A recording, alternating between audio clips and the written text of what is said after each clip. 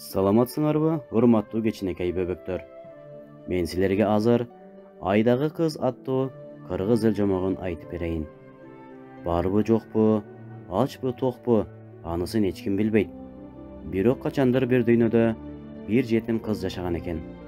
Кыз жаңыдан гана бой жеткен кезде ата-энеси экөө тең удаа өлүп, алардан бир төө жана жалгыз торпок калат. Байкуш кыз эптеп өзүнчө жан багыш үчүн төөнү сатып, андан түшкөн акчага өзүнө кийим алып, торпокту союп күн көрө баштайт. Акыры торпоктун эти бүт түгөнүп, үстүндөгү кийими да жыртылып, мына эми эмне кылаарын билбей, алыскы тууганынын колуна барат. Ал абдан бай, катыны жеткен каардуу киши болчу. Алар буга боор ооруп эмес, муну күн катары жумшап алыш үчүн алды. Кыз эми эртеден кечке отун ташыйт, байдын күлүн чыгарып от жагат, уйларын саап, үйүн жыйнайт. Нечен жолу сууга барып, апкичке суу көтөрүп келет. Бирок ошондо да бай менен анын каардуу катынына эч бир жакпайт. Ал экөө мындан эптеп бир кыйкым таап, аябай уруп, же тилдейт да турат.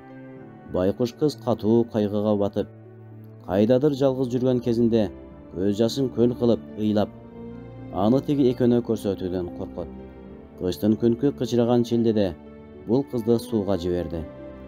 Суунун үстүнө калың муз тоңуп калганын алар да билип, мунун колуна балтаны кошо карматышты. Ушунчалык катуу суукта кыз сууга барып, калың музду араңдан зорго жарып, эки чакасына суу толтуруп алып, үйдү карай кайра кайтты. Суук чанына батып, кармаган балтасы колуна ого бетер какшатып, бүткөн бою калтырап, өзү абдан кыйналып келатып, жарым жолго келген кезде буту тайып кетип, көтөргөн суусу бүт бойдон төгүлүп калды. Бул эми эмне кылат? Эгер сууга кайрадан барса, ага жетпей эле жолдо тоңуп өлө турган. Бирок үйүнө суусуз барса, андагы экөөнүн таякты аябай жейт. Мына ошентип, ичине толгон арыз муңун эч кимге айтарын билбей, ого бетер калтырап титиреп тура берди. Көзүнө көрүнгөн эч бир киши жок, атүгүл айбан да жок. Бардык жан жаныбарлар азыркы сууктан коркуп, өзү баш каткан жылуу жерден эч кайда чыгаар эмес. Ачык асманда толгон ай гана акырын жылып, бул байкуш кызга боор ооругансыйт. Кыз көзүнөн жаш кылгыртса, анысы жерге тамбай кирпиги менен кошо тоңуп жатат. Бирок ал азабын эч кимге көрсөтөр эмес. Суук күчөгөндөн күчөп, кыздын жанын адам чыдагыс кыйноого салды. Кайдандыр тарс-турс табыш угулуп, азыр ал күндүн күркүрөш эмес, суудагы муз суукка чыдабай жарылып жатышы болчу. Мынчалык табыш түнкү тымтырста жалгыз турган кыздын жүрөгүн үшүн алып, оор коркунучка батырды. Бул ушундай абалда калганын асмандагы ай менен жымыңдаган жылдыздардан бөлөк эч нерсе көрөр эмес. Айласы кеткен байкуш кыз мына эми айга карап жалына баштады. Сен мени аягын, ай. Жетимдиктин азабын тартып, жалаң кыйноодон өлмөк болдум. Мындан ары чыдагыдай эч алым жок. Ата-энеден ажырагандан бери эч бир жакшы сөз уккан жокмун. Ар дайым жегеним таяк, укканым уу тил. Жер үстүндө мени аячуу нерсе табылар эмес. Ушул сөздү айтып бүтөөр замат асмандагы ай учуп келип, мунун так алдына түшүп, ого бетер коркутту. Байкуш кыз өз жанынан үмүт үзүп, селейип катып калганда, ай буга жылмайып карап, башынан сылап сыйпап, анан муну бооруна кыза кучактап, асманды карай көтөрүлүп алып кетмек болду. Кайдадыр алыс кеткен күн бул кыздын арыз муңун айга кандайча жалынып жатканын угуп калган экен. Ошол себептүү күн да учуп жетип, кыздын алдындагы айдын жанынан орун алды.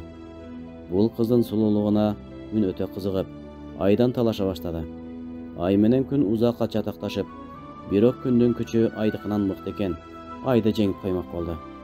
Анда ай күнгө мынтип жалынды: урматтуу күн, бүткүл жан жаныбарга, жерден өнгөн өсүмдүккө өмүр берген сенсин. Сенден сураганым ушул. Мына бул оор азапта калган байкуш жетим кызды мага бергин.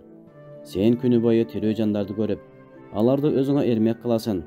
Ал эми мен болсом, кышкы узун түндө асманда жалгыз сүзүп, эч бир жанды көрбөймүн. Анткени баары уктап, же жылуу жерде жашынып жатып алышкандыктан, мен муну өзү менен кошо ала жүрүп, түбөлүк эрмек кылайын. Айдын бул сөзүнө күн жыгылып берип, жетим кызды айдын колуна өткөрдү. Ай муну өп жыттап, өз бооруна кыса кучактап, эки ийни менен көтөрүп жүргөн ап кичин кошо алып, асманды карай акырын гана сызып жөнөдү. Мына ошондон тартып, байкуш жетим кыз айдын бетинен орун алыптыр. Эгер ачык түндө толгон айды жакшылап карап турсаң, анын бетиндеги кызды көрөсүн. Кыз эки чакасын ап кичине илип алып, басып бараткан сыяктанат. Жер үстүндө эч бир жакшылыкка жетпей, арманы ичине толуп, айласы таптакыр кеткен кыз мына эми айдын бетинен түбөрүк орун алып, сүйгөн айы канчалык узак жашаса, бул кыз да ошончолук узак жашайт экен. Багып алган кызын ай кээде таппай калып, ошончо катуу кайгыга батып карара баштайт. Аны бул эл ай тутулду дешет. Бирок андагы сулуу кыз кайра табылып, тапкан үчүн ай өтө чоң кубанычка батып, кайрадан жаркырап жайнай баштайт эмиш. Урматтуу кичинекей бөбөктөр, ошону менен кезектеги жомогубуз соңуна келип жетти. Уктурууну даярдаган Абдурахман Абдибалиев. Саламатта калгыла.